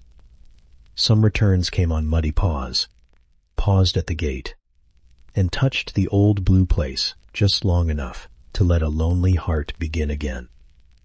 For 3 days after Juniper returned, Calder Ridge Ranch spoke in softer sounds. The hammer stayed in the shed unless it was needed. The truck doors were closed with 2 hands. Noah stopped letting the tool bucket clatter against his knee, and Maisie, when she came after school with Laurel, walked through the yard as if the grass itself were listening. Even Thunderhead seemed to understand that dignity required silence. He crossed the barn threshold with exaggerated care, then ruined the effect by sneezing into a pile of chaff. Juniper remained beneath the cottonwoods near the barn, not hidden exactly, but tucked into the shade, where roots rose like old knuckles from the damp ground. The storm had washed the dust from every leaf, and in the mornings drops still fell long after the sky had cleared. When one landed near Juniper's paw, she twitched as if personally offended by the tree. Wade watched from the porch with his chipped green mug held in both hands. "She's got a complaint for everybody," he murmured. Maisie stood beside him with the boss book pressed to her chest. "That means she's feeling better." Wade hoped the child was right. Becca came each morning and once at dusk, always stopping far enough away that Juniper could choose whether to stay. Through binoculars she studied the Bobcat gait, breathing, grooming, and posture. Juniper had no visible wound from the storm, but she was worn thin, and her right flank showed where mud had dried into the fur. She favored the old foreleg again. The stiffness returned by hard travel and fear. Rest is the main medicine now, Becca said. Clean water. Quiet. No feeding unless she is declining. She says a hunter. Wade. Let her remember that. Wade nodded, though the part of him that had once spooned soup for Elise, when she could not lift her hand, wanted to do something more. That was the difficult mercy of caring for a wild animal. His tenderness had to remain at a distance. He could mend wire. He could keep the cats away from her shade. He could move slowly, speak gently, and leave the path open. But he could not gather Juniper into safety without stealing part of what made her Juniper. The first evening she slept more deeply than he had ever seen. Not careless sleep. Her ears still shifted, her nose still moved when the wind changed, but her body loosened along the root shelf and her chin rested on one paw. A swallow dropped from the barn eave and swooped too close. Juniper opened one eye, decided the bird was beneath her concern, and closed it again. Wade smiled at that. Noah arrived with a hand-lettered cardboard sign meant for the inside of the equipment shed. It read, Quiet Zone. Management recovering. Wade stared at it. No? Not outside, Wade said. Inside fine. Maisie approved it with a solemn nod, then added a small drawing of a latch in blue pencil. Noah looked so proud that Wade did not mention the spelling of management had taken him 2 tries. Small warmth returned like grass after rain. Laurel brought a jar of stew and left it on the kitchen counter, pretending she had made too much by accident. Wade pretended to believe her. Maisie sorted fence staples by size at the table, a task no one had asked for and no one stopped. The smallest pile she labeled maybe useless but cute. Wade kept those in an old tobacco tin. Juniper improved by inches. On the second morning, she groomed the dried mud from her flank. She worked with fierce precision, pausing often to listen, then bent again to pull burrs from her fur with tiny nips. One burr stuck to her whiskers. She shook her head, pawed at it, and finally flung it free toward the base of the cottonwood. Thunderhead, watching from a safe distance, leapt backward as if attacked by artillery. Maisie buried her face against Wade's sleeve to hide her laughter. Don't encourage him, Wade whispered. But he was laughing too, quietly, and the sound no longer startled Juniper. Her torn ear tipped toward them, then away. She kept grooming. That small tolerance felt larger than any touch.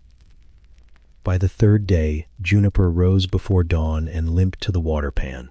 Mist lay low over the pasture, silvering the cattle's backs. The barn smelled of hay, dust, and last year's apples stored in a crate near the tack room. Wade had come out early, unable to sleep past the first meadowlark.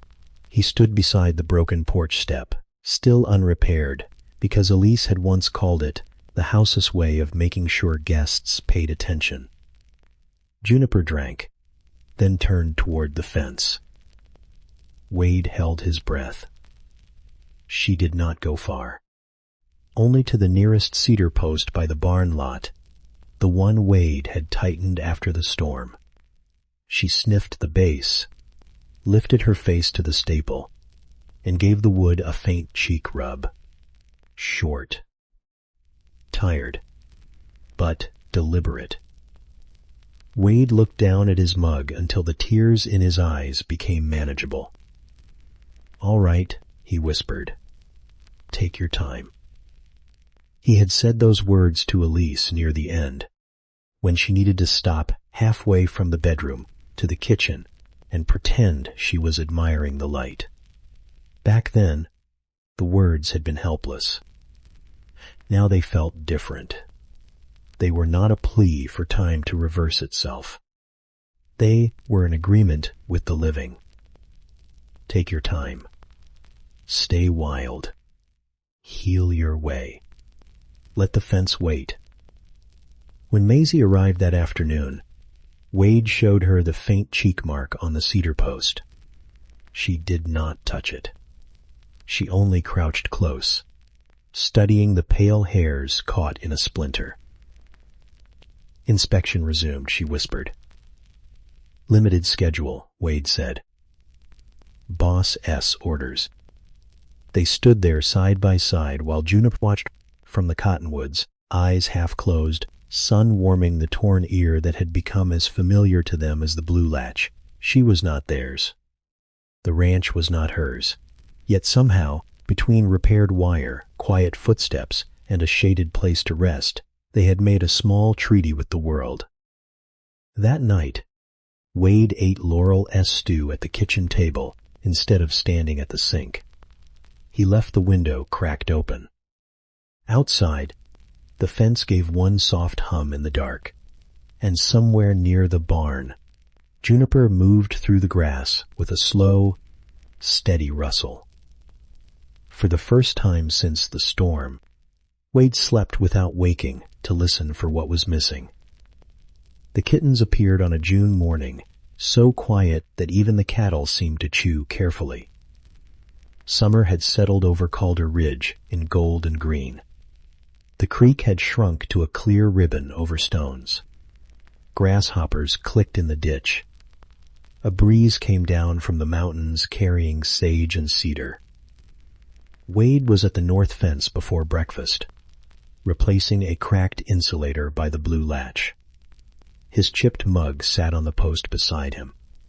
Maisie had arrived the night before, and she was still asleep in the spare room, the boss book open on her pillow. Juniper had not shown herself for 2 days.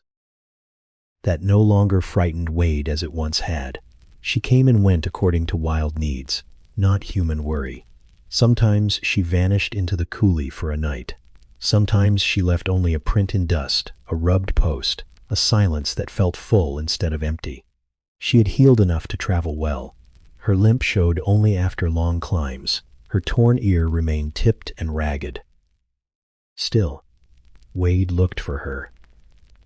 He was kneeling with pliers in one hand when the grass beneath the wild rose thicket moved. He froze. Juniper stepped into view first. She came low and slow, but not with fear. This was a different caution, deeper and more commanding. Her amber eyes swept the pasture, the fence, Wade, the barn, the cottonwoods, the cattle beyond. She paused at the low tunnel beneath the wire and sniffed both sides. Then she turned toward the brush behind her and made a sound Wade had never heard from her before. It was barely more than breath. A tiny spotted kitten tumbled out of the grass. Wade stopped breathing.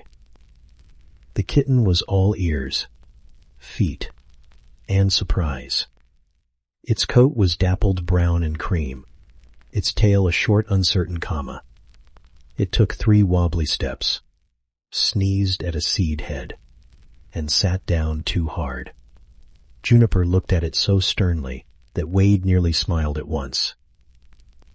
Then a second kitten appeared, smaller and darker, creeping with exaggerated seriousness as if stalking Montana. It pounced on the first kitten's tail, missed, rolled sideways, and came up looking betrayed by gravity. Wade lowered the pliers very slowly. "Mercy," he whispered. Juniper's torn ear snapped toward him. He held still, palms on his knees. The desire to move closer rose with such force that it hurt. He wanted Maisie to see. He wanted Laurel to see. He wanted Elise beside him with flour on her hands and wonder in her face. But wanting could be noisy, even when the body did not move. So he gave Juniper the only gift that mattered. He stayed quiet. The mother bobcat led the kittens to the fence as if beginning a lesson. She passed beneath the low strand first, smooth and flat, then waited. The larger kitten tried to follow, misjudged the space, and bumped its forehead lightly against the wire. It sat back, offended. The smaller one attempted to climb over instead, got both front paws on the bottom strand, and hung there for half a second before dropping into the grass. Juniper watched them without rescue. She made the faint breath sound again. The larger kitten crouched, copied her body, and slipped under properly. The smaller one tried again, choosing the tunnel, though it emerged with dry grass stuck across its nose. It shook its head fiercely. The grass remained. Wade pressed his lips together until his cheeks hurt. At that moment, Maisie came around the barn in her pajamas, boots on the wrong feet and hair standing up in one wild side wave. "Grandpa," she whispered. Wade lifted the flat palm sign without turning. Maisie stopped as if the earth had spoken. Then she saw them. Her hands flew to her mouth. She made no sound. She lowered herself to sit in the dirt beside the barn wall, slow as moonrise, and watched the little wild family by the fence. Juniper saw her. Of course she did. Nothing with whiskers missed that much emotion in one place. The bobcat stood between the kittens and the humans, not aggressive, not panicked, simply clear. Her body said boundary. Her eyes said remember. Wade remembered. Maisie remembered too. She set the boss book closed on her lap. For once, recording could wait. The kittens explored no farther than Juniper allowed. They sniffed the blue-marked staple, pawed at a beetle, and startled when Button, the red heifer, sighed on the pasture side. The darker kitten fluffed itself to twice its size, which still made it smaller than Wade's boot. Button blinked at it, unimpressed, then returned to grass. Thunderhead appeared on the porch rail, saw the kittens, and froze with the expression of a cat whose kingdom had been invaded by unpaid interns. He backed into the kitchen screen and sat there, pretending he had planned it. Maisie's shoulders shook silently. Juniper guided the kittens along 3 posts of the fence. At each one, she paused, sniffed, rubbed her cheek, and let them smell after her. She did not bring them toward the house. She did not ask for help. She showed them the safe, low place, the known posts, the edge where ranch ended and coulee began. Wade felt something settle inside him, tender and humbling. He had once feared that love meant holding on, because losing Elise had taught him how empty open hands could feel. Juniper had taught him another shape of love. It could be a repaired fence that did not close, a child taught to admire without reaching, a man standing still while wildlife trusted him only enough to pass by. The larger kitten sneezed at the blue latch. Wade almost lost the battle with his smile. Juniper looked toward him one last time. Her gaze was steady, tired, and proud. Then she turned, gave the soft breath sound, and led both kittens through the sage toward the coulee. The grass closed behind them slowly. Maisie waited until they were gone before she opened the boss book. Her pencil hovered. "What do Mort write?" she whispered.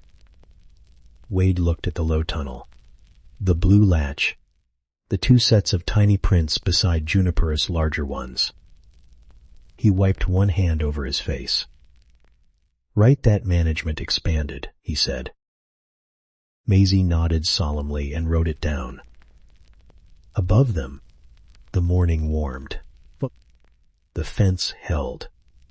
And somewhere beyond the sage, Juniper was teaching 2 small shadows how to belong to the wild without fearing every edge of the human world. After the mourning of the kittens, Calder Ridge stopped feeling like a place, waiting for something to return, and became, quietly, a place learning how to share its edges. June lengthened into July. The hills browned at their shoulders, and the coulee held its green only where water still whispered beneath the cottonwoods. Heat rose from the dirt by noon in wavering curtains. Grasshoppers snapped from the ruts like thrown pebbles. In the barn, the air smelled of hay dust, warm leather, and the sharp sweetness of apples Laurel had brought in a paper sack. Wade kept his routines, but they no longer felt like walls around him. They felt like paths. He still poured coffee into the chipped green mug before first light. He still checked the troughs, counted cattle, mended wire, and argued with the same gate that had always dropped a little after rain. But now, when he reached the north fence, he did not look for Juniper with the panic of a man afraid of absence. He looked with the patience of someone who understood that wild trust came and went like weather. Some mornings she was there, sitting on the corner post by the blue latch, her torn ear cut against the sunrise. Some mornings there were only tracks. Some mornings there was nothing at all until he had given up looking. And then she would appear behind him on a cedar brace, making him feel as if she had inspected him first. "You could wear a bell," he told her once. Juniper blinked slowly, then turned her head away. Management has declined. Her kittens, whom Maisie named only in the boss book and never allowed outside, grew into quick, spotted mischief. The larger one she called Kama because of its crooked little tail tip. The smaller, darker one became Thistle because it was forever emerging from burrs with a face of personal betrayal. Wade pretended those were not real names, and then found himself thinking them while he repaired fence. Juniper kept the kittens at a distance from the house, but she let them learn the fence. She showed them the low tunnel beneath the north strand, the shaded shelf under the wild rose, the rock where grasshoppers gathered at dusk. She corrected them without drama. A flat stare stopped Kama from chasing a barn swallow shadow. A low breath sent Thistle back when the kitten strayed too near the driveway. Once, when both kittens pounced on Wade, dropped coil of baling twine. Juniper stepped between them and the mess with such stern swiftness that Wade felt properly ashamed of leaving it there. "Mort hear you," he said, gathering the twine. She watched until it went in his pocket. The ranch adjusted to them. Noah started checking under the truck before driving, though the kittens were never there when he looked, and always seemed to be watching from somewhere else when he stood up. Maisie drew a tiny map of safe watching places from the porch, the barn wall, and the kitchen window. Laurel brought lemonade in a blue jar and accused Wade of smiling at Moat Fay fence posts. "Moat smile at good workmanship," Wade said. "Of course," she answered. Maisie, sitting beside the screen door, whispered, "He smiles when Juniper approves." Wade said nothing because it was true. The warmth of those days lived in ordinary foolishness. Kama once stalked a blowing cottonwood leaf with such seriousness that even Juniper paused to observe the failure. Thistle discovered its reflection in the water pan and backed away sideways, twice as tall as before. Thunderhead spent a week pretending he had never been frightened by kittens, while choosing routes that kept 3 full fence posts between himself and any spotted youth. Wade laughed more that summer than he had in years, but the laughter changed nothing about the rules. No one fed the bobcats. No one tried to touch them. When visitors came, Wade guided them away from the north fence and said only that wildlife used the coulee, and quiet was polite. Becca praised him for that, though she warned that Juniper might one day move the kittens farther into her own range and not come back for months. "Mutkan know Ovekep," Wade said. He did know. Not with his whole heart, perhaps, but with the part Juniper had trained. Love did not give him ownership. It gave him attention. It gave him the duty to repair what his hands could repair and release what they could not hold. One evening in late July, after a day so hot the metal gates burned the palm, Wade walked the fence with Maisie. The sun had lowered, turning dust into gold. Cattle stood belly deep in shadow. Somewhere in the coulee, a nightjar called. The blue latch felt warm under Wade's thumb when he opened it. Juniper appeared ahead of them with both kittens behind her. She did not stop for long. She led them along the fence, pausing at each post Wade had fixed after the storm. Kama sniffed the blue paint and sneezed. Thistle swatted at a grasshopper, missed, and looked immediately at Wade, as if blame might be available. Juniper climbed the corner post, tested the rail with one paw, and settled into her old place. Maisie held the boss book against her chest.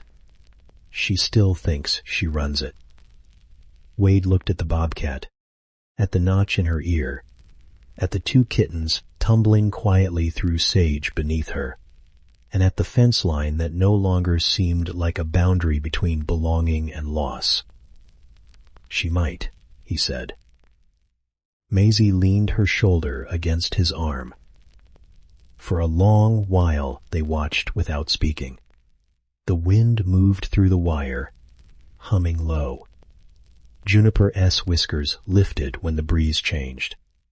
Her eyes followed the pasture, the coulee, the yard, all of it held inside her careful wild attention.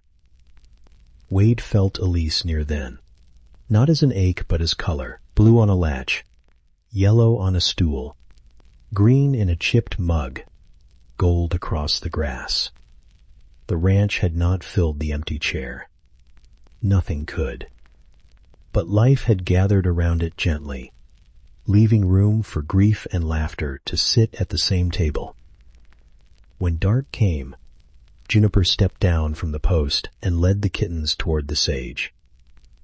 Wade did not call after them. He only closed the gate, heard the blue latch catch, and smiled at the sound because the fence held, the wild path stayed open, and the little boss of Calder Ridge was still making rounds. Years later, people near Livingston would still tell the story of the bobcat who inspected Wade Mercer's fence as if she had signed the deed herself. They told it at the feed store when someone complained about a crooked gate. They told it at the school when Maisie brought in the boss book for a nature project and refused to let anyone call Juniper cute without also calling her wild. They told it softly, because the best parts of the story were never large enough for strangers to understand fully. The truth stayed quieter than the telling.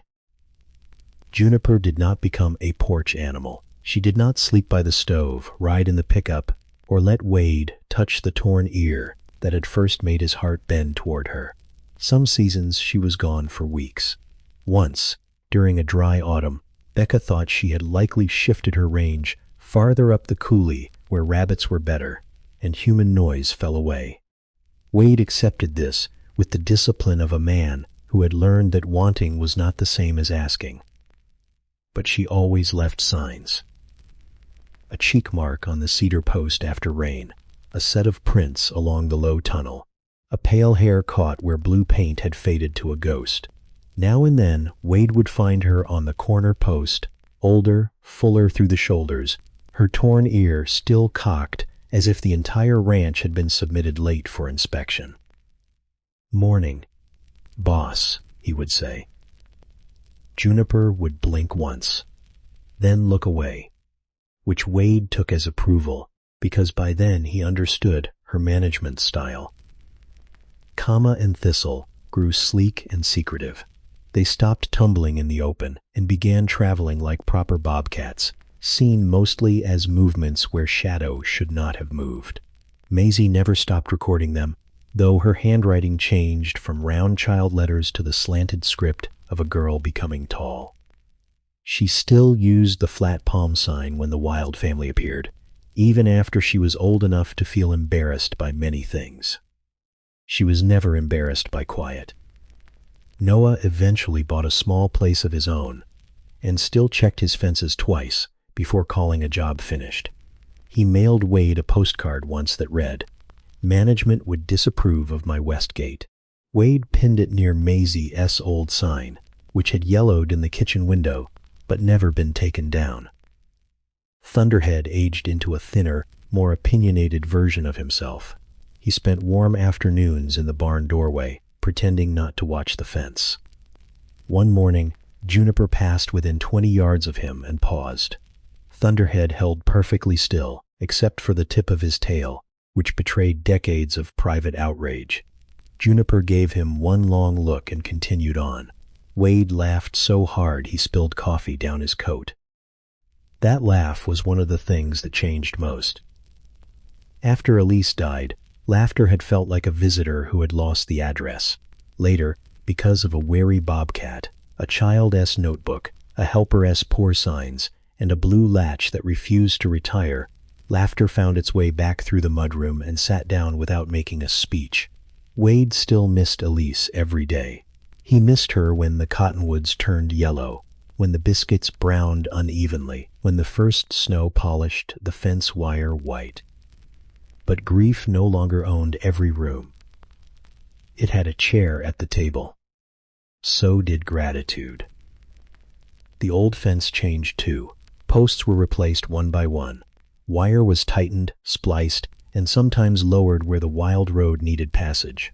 Wade kept one section, near the north gate, deliberately imperfect, not unsafe, only humble. There was a low place beneath the strand where bobcats, foxes, raccoons, and rabbits passed without asking permission from human maps. Maisie painted a tiny blue mark on the post beside it before she left for college. Wade pretended to grumble. "She look complain about your brushwork," he said.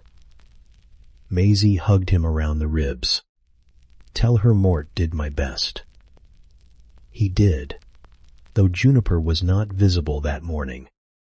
The wind carried the words into sage, and Wade decided that was close enough. On Wade's 70th birthday, Laurel brought supper to the ranch, and Maisie came home with city shoes she promptly ruined in pasture mud. They ate at the kitchen table with the window open. Outside, the evening smelled of cut hay, dust, and warm cedar. The chipped green mug sat beside Wade's plate, the same chip still shaped like a bear bite if a person had enough imagination. Just before dusk, Maisie went still. Wade turned. Juniper stood at the blue latch. Her muzzle had paled, her body was lean but strong, and the torn ear caught the last light like a small flag that had survived every weather. Behind her, half hidden in sage, a younger bobcat watched with Juniper's amber stare. Not Kama, not Thistle. Another generation, perhaps, already learning the fence. Juniper stepped to the gate, sniffed the latch, and pressed her cheek against the old blue metal. Wade rose slowly from the table. No one spoke. Laurel's hand found Maisie's. Thunderhead, ancient and dramatic, opened one eye from his blanket and decided not to participate. Juniper held the press for only a moment. Then she turned toward the pasture, walked 3 measured steps along the fence, paused at a post Wade had repaired that afternoon, and sniffed it. Wade stood in the doorway, smiling through wet eyes. "She's still checking my work," he whispered. Maisie wiped her cheek with her sleeve. "Good." The bobcat looked back once. Not tame. Not asking. Not saying goodbye in any human way. Just seeing him there, as part of the fence line she had known for years. Then she slipped through the low place beneath the wire, and the younger shadow followed. The blue latch clicked softly in the evening wind. Wade listened to it until the sound became part of the crickets, the cattle bells, and the cottonwood leaves. He understood then that Juniper had never needed to belong to him to change his life. She had only needed a safe edge, a repaired passage, and a man willing to let love stand at a distance and still call it love. The fence held. The wild path stayed open.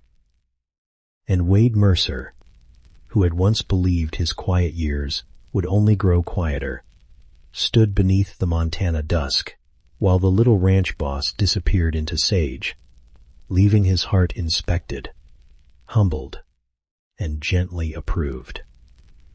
The night settled over Calder Ridge Ranch with the kind of softness that made wood seem to breathe. The blue latch moved lightly in the wind, not opening, only answering the air. Its paint had worn thin after seasons of rain, frost, dust, and paws passing near it, but a small piece of color still held on. Wade's chipped green mug waited on the kitchen table. Maisie's old boss on duty sign curled in the window. Beyond the barn, the low tunnel under the fence remained clear, not a doorway to possession, but a promise that the wild could pass safely through. Juniper was somewhere beyond the sage by then. Maybe she was leading the younger Bobcat along the coulee. Maybe she had stopped on a sandstone shelf to listen for mice beneath the grass. Maybe she had already vanished into the dark so completely that even the ranch could not say where she went. That was all right. Some loves did not end capite hot arms wrapped tight.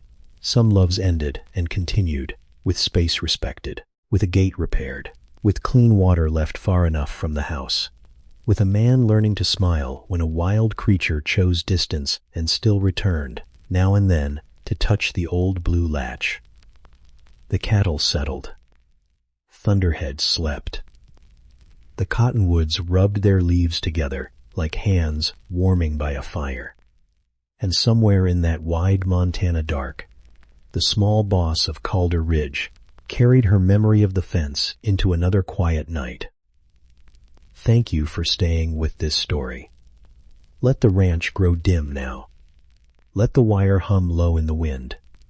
Let the blue latch fade into moonlight.